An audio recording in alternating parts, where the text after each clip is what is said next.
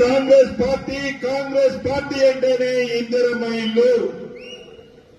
అదే పద్ధతిలో మా మిత్రులు అడుగుతున్నారు నియోజకవర్గానికి 5,000 అని.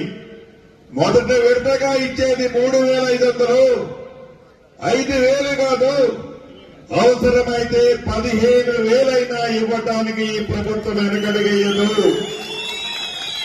ఆనాటి ప్రభుత్వం ఏ రకంగా అయితే ఇందిరమ్మ రాజ్యంలో ప్రతి మారుమూల ప్రాంతంలో ఎప్పటికీ పోయిన చూసినా కనపరిచే ఇందిరమ్మ ఇల్లులాగా ఈ రేవంత్ రెడ్డి గారి ప్రభుత్వం ఈ రాబోయే 4 సంవత్సరాలలో ప్రతి సంవత్సరం తూచా తప్పకుండా ఈ 4 సంవత్సరాలలో 20 లక్షల ఇళ్లు తగ్గకుండా కట్టించి చూపిస్తాం.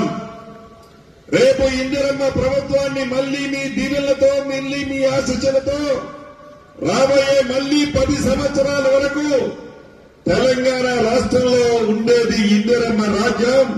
ఆ ఇందిరమ్మ రాజ్యానికి ప్రమాదులే ఈ ఇందిరమ్మ ఇల్లు అనేది ప్రతిపక్షంలో ఉన్న వాళ్ళు గ్రహించాలని మరొక్కసారి చెప్తున్నాను.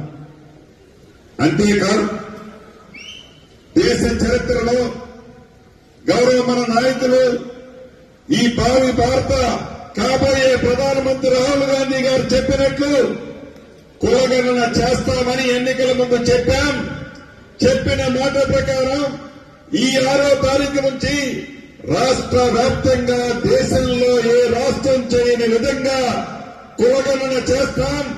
ఆ కులగణన ప్రకారమే భవిష్యత్తులో రాజకీయ ప్రాధాన్యత గాని, ఉద్యోగాలు ఇతరత్ర అన్ని ఆ కులగణన ప్రకారమే తూచా తప్పకుండా ఇందిరమ్మ ప్రభుత్వంలో దేశ వ్యాప్తంగా చేయబోతున్నాం. దానికి మోడలే ఈ తెలంగాణ రాష్ట్రం. రేపు 6వ తారీఖు నుంచి జరగబోయే కులగణన. అంతేకాదు, నిజంగా ఆర్థికంగా చాలా ఇబ్బందులున్నాయి.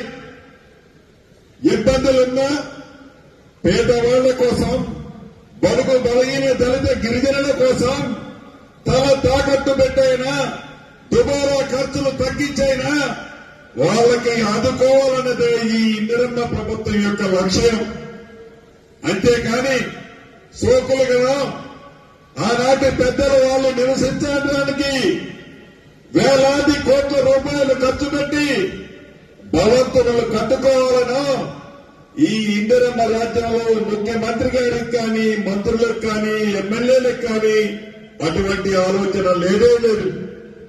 పేదవాడికి ఒక గూడు, ఒక ఇల్లు ఇవ్వాలని, వాళ్ళ పిల్లలు మంచిగా చదువుకోవడం కోసం ప్రతి నియోజకవర్గంలో 125 నుంచి 150 కోట్లతో సుమారు 22 నుంచి 25 ఎకరాలలో ప్రతి స్కూల్లో 3,000 మందికి పైగా విద్యార్థులు ఇంటర్నేషనల్ స్టాండర్డ్స్ తో ప్రైవేటు యాజమాన్యానికి దీటుగా ప్రభుత్వంలో కూడా ఒక ఇంటర్నేషనల్ స్కూల్స్ ని ఇంటిగ్రేటెడ్ స్కూల్స్ గా ఈనాడు అనేక కాన్స్టిట్యూన్సీల్లో ఇప్పటికే శంకుస్థాపన చేసుకున్నాం. మన ఇల్లందు నియోజకవర్గంలో కూడా అతి కొద్ది రోజుల్లో శంకుస్థాపన చేసుకుంటాం.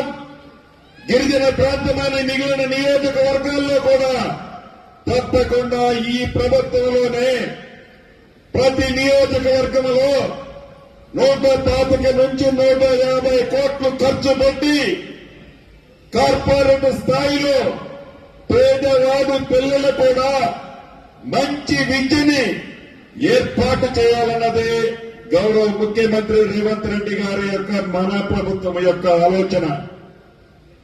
ఇవన్నీ మర్చిపోతున్నారు ప్రతిపక్షం వాళ్ళు. మనం అధికారంలోకి వచ్చి ఇంకా నిండు 11 నెలలు కూడా పూర్తిగా ఇంకా 4-5 రోజులైతే 11 నెలలు అవుతుంది.